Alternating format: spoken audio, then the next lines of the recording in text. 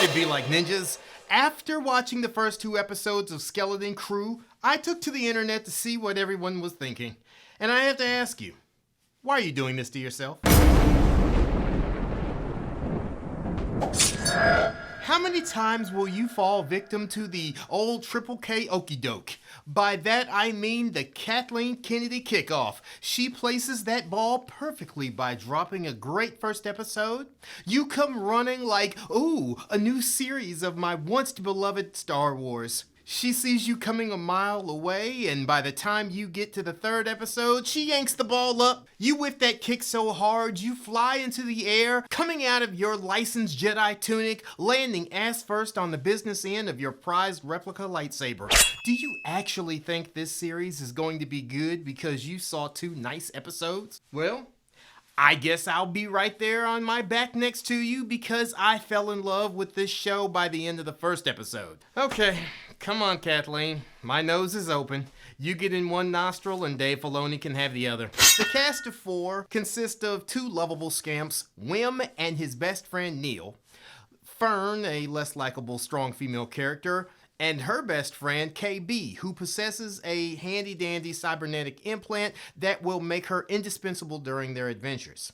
These 4 are hurled into space by a starship on autopilot, and you immediately feel for these kids. What you already know about the Star Wars universe is virtually everything that isn't a Jedi is going to rob, kill, or eat you, and if you're nice, they'll let you pick the order. We don't get much Jude Law out of these episodes, but you know he's coming and he's always good. The supporting characters aren't anything to write home about, and it's just a bunch of bad guys of your typical cartoonish fare. Even for a bunch of cutthroats, some of the mustache twirling is a bit much. Less is more, fellas. God damn. It doesn't help that as soon as they get to this starport full of baddies in the middle of nowhere, Wim just starts rummaging about, pulling out his money from his home world of At-Atten, and he doesn't understand the concept of, I'm gonna steal your lunch money. Well, of course, this raises some eyebrows among the other patrons / pieces of shit who would actually steal from a child. When the action pops off, they're going to need the help of some serious muscle to get them out of this jam. That help comes in the form of a hunk of junk, one-eyed droid by the name of SM-33. Once someone touches Fern, who he believes to be his captain, hands will be ran. Amongst a crowd of douches, SM-33 starts divvying out 3-piece combos like he just opened up his first Popeye's chicken. Mind you, the service is faster and there's 50% less eye rolling. Well, of course, this is about the time reality crashes in. Everyone remembers Boba Fett? Shit.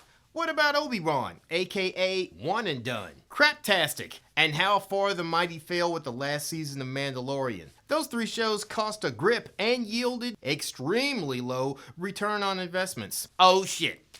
How could I forget about The Acolyte? Even if you like the first episode of each series, you'd be hard-pressed to make it to the finale. Unless you're a paid shill. Personal note.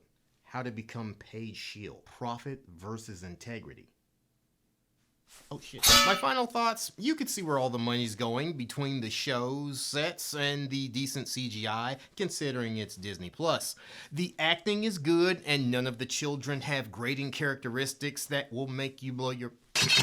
The story is captivating with the secret behind the lost world of At-Atten and everybody whispers about in dark corners.